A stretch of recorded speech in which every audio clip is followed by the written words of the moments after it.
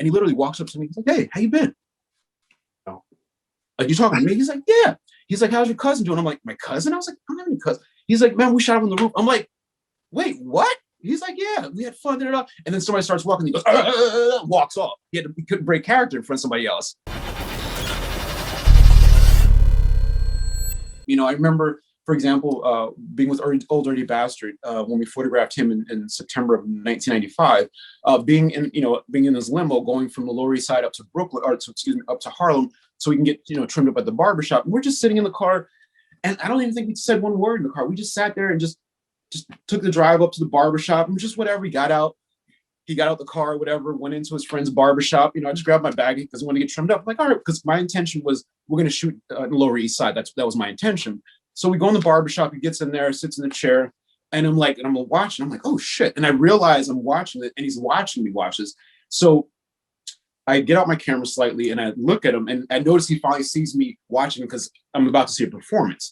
Meaning that, so I get my camera and I get it and I take a quick picture. And then once he knew that he was about to show, I was like, and then the next picture that he intentionally makes a really weird kind of thing. I'm like, okay. So I let him trim, like there's a couple different ways he was getting trimmed up or whatever. Yeah. And then I got a few different shots. And then at the very end, when he's cleaned up and looking clean, he gets out his glasses, and then he gives me the Old Dirty pose. You know what I mean? Yeah, it's just like he, in his mind, he already knew his shots. He's a very, very fucking smart dude. Like looking back at it now, like really thinking about it, like his level of intelligence, like it blew me away. So that was at the barbershop. And then let's say, for example, we went back downtown to Lower East Side and we photographed stuff in there was this one artful playground area or art junkyard, if you would. And I remember we got out of the car and at this point we still weren't talking. Like it was just body language more than anything. And I remember it got out and we're about to go to the building that was to my right when shooting up on the roof. But we looked at the junkyard. We both looked at each other like little kids, like, who's gonna get there first? Like you didn't say a word. We both ran to the junkyard, like two little kids, like ah! And then we literally start climbing the fence. And then he looks at me and he like snarls and he like does this thing where like spit's dripping down just so I get the moment. Yeah. Then he climbs up to the very top. That's where you get like where he's climbing up, like and he gives you like this big thing on top of the artwork, like that's called Junkyard Dog. You'll see my Instagram. And he's standing up there, like there's like a Rev and Cost sticker on the car. And it's a beautiful shot. We got that shot. And once we got that shot, like we were feeling it. And we didn't really talk much. So we got down. I was like, oh, I did at this point talk probably. I was like, all right, we'll go upstairs to the roof.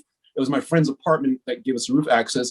And then as we were upstairs working different areas of the roof, he showed me the different characters without saying it that he was working on developing. So there's four different sides of Old Dirty Bastard from what I learned about him, and I can show him photographs later.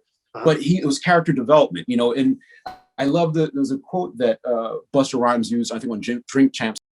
Busta Rhymes says, talking about Old Dirty Bastard, it takes a smart person to act like a dumb person, because a dumb person can't act like a smart person. I'm gonna tell you right now, as crazy as you say Old Dirty Bastard is, there really wasn't nothing crazy about him. Wow. Crazy needs to be changed to calculated. You understand? The God was very calculated. See, a dumb nigga can't act like a smart nigga. Only a smart nigga can act like a dumb, crazy, or some other nigga. So you have to think about, like, if you're developing characters, you're Old Dirty Bastard, like, it's like in Kung Fu, you have to develop your character, you have to develop your movements, you know what I mean? Everything. So he worked on that and worked on it and worked on it.